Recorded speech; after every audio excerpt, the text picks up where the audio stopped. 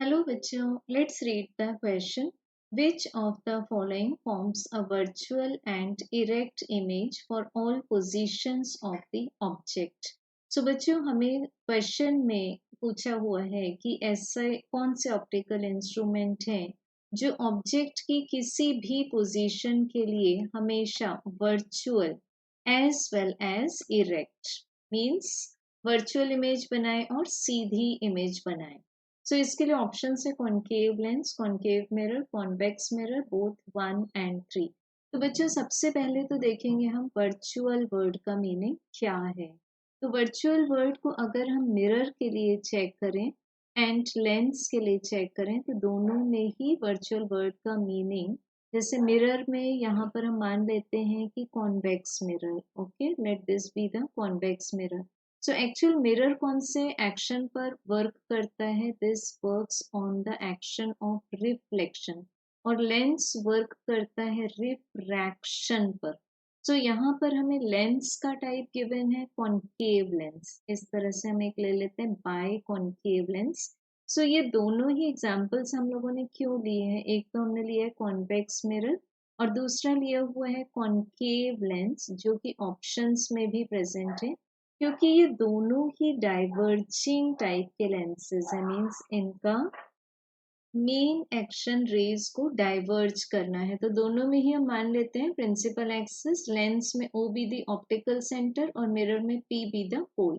अब अगर हम वर्चुअल इमेज की बात करेंगे तो मिरर में क्या हो रहा है? रिफ्लेक्शन. बट अगर इमेज हमें मिरर के अदर साइड में मिलती है as compare to the object on opposite side, तो हम बोल सकते हैं बच्चों की इमेज वर्चुअल होगी. अब लेंस किस पर बेस्ड है? रिफ्रैक्शन पर. तो इसमें अगर ऑब्जेक्ट हमने लेफ्ट में रखा है तो इमेज हमें राइट में मिलनी चाहिए. बट इमेज अगर हमें लेफ्ट में मिल जाती है as of the same side of object तो हम इस इमेज को क्या बोलेंगे? वर्चुअल. और इरेक्ट का मीनिंग है, जैसे मान लेते हैं यहाँ पर रखा हम लोगों ने object, this is A B. अब अगर इमेज में भी हमें lower point A and upper point B के फॉर्म में मिल जाए तो इरेक्ट है इमेज. तो दोनों में ही हम मान लेते हैं कि हमने ऑब्जेक्ट लिया हुआ है ए बी.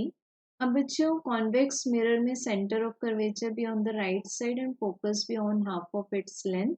और कॉन्केव लेंस में हम यहाँ पर ले रहे हैं suppose this be the F1 and this be the C1 and this be F2 and this be C2. F means focus, C means center of curvature. अब ये जब रे प्रिंसिपल एक्सिस के पैरेलल जाएगी तो इस लेंस का एक्शन डाइवर्जिंग है तो ये इस तरह से रिफ्रैक्ट होगी कि ये हमें फोकस में से आती हुई समझ में आएगी. It means like this. और दूसरी रे को जब हम ऑप्टिकल सेंटर से पास करेंगे तो वो अनडेविएटेड रिफ्रैक्ट हो जाएगी विदाउट एनी डेविएशन. तो ये जो हमें रे नंबर 1 एंड रे नंबर 2 मिल रही है रिफ्रैक्टेड रेज, इनके इंटरसेक्शन पर मिल जाएगी हमें इमेज. सो ये कैसी है? वर्चुअल भी है एज वेल एज इरेक्ट भी है. अब चेक करते हैं कॉन्वेक्स मिरर में. फर्स्ट रेली प्रिंसिपल एक्सिस के पैरेलल. तो आफ्टर रिफ्लेक्शन, पहली बात तो यहाँ पर हम बना लेंगे सेंटर ऑफ कर्वेचर से नॉर्मल.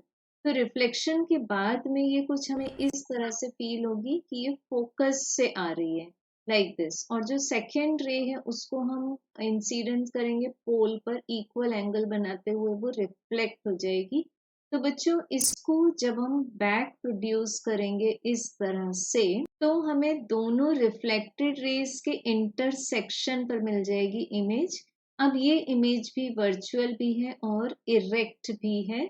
सो हमारे पास में ये दोनों ही इंस्ट्रूमेंट्स करेक्ट हैं जो वर्चुअल एंड इरेक्ट इमेज देते हैं. So correct answer is option number 4.